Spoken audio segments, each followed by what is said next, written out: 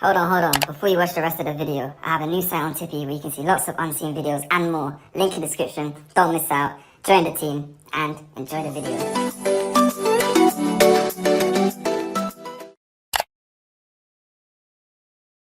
So page 3 is the independent auditor's report.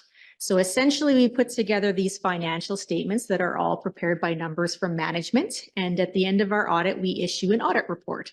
And that is what I'm going to go over here. It goes on pages 3, 4, and 5.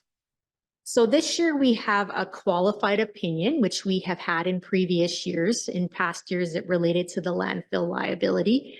And for all intensive purposes, that's the same issue again this year, except the wording is slightly different. This year with municipality of your tangible capital assets. And that analysis wasn't undertaken at this time. So there is the numbers here. So page number 6 is the consolidated statement of financial position. So this shows all the assets and all the liabilities and I guess the accumulated surplus at the end of December 31st, 2023 and the comparative period there for 2022. Before maybe getting into some of the numbers, maybe just somewhere. So that's kind of a reason there for a little bit of the increase.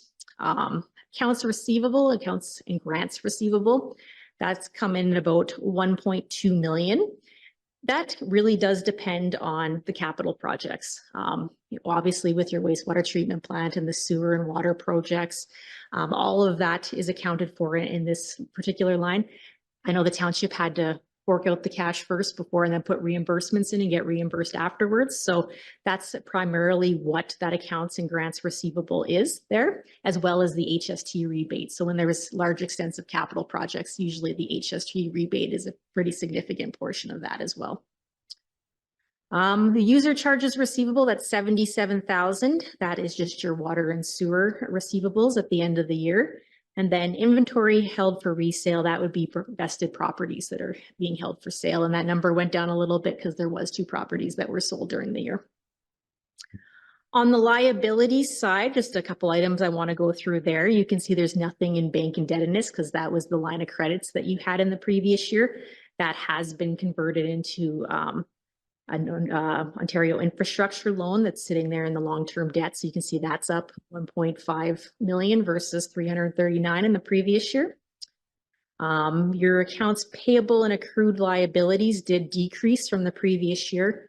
Once again, kind of tied to the capital projects. Seems like a lot of things tend to be when I comment on it as regarding the capital projects, but that's where that comes from. And then the deferred revenue is another large item that's sitting there as liabilities. So this is mainly 3 big pieces of funding. This would be the federal gas tax, the OSIF funding, and then some NORDS funding that was being used on bridges. So those are the 3 items that are kind of sitting in there that can be earmarked for future projects moving forward. And down below, we have non-financial assets. So this is primarily your tangible capital assets. And that came in at almost $33.8 million.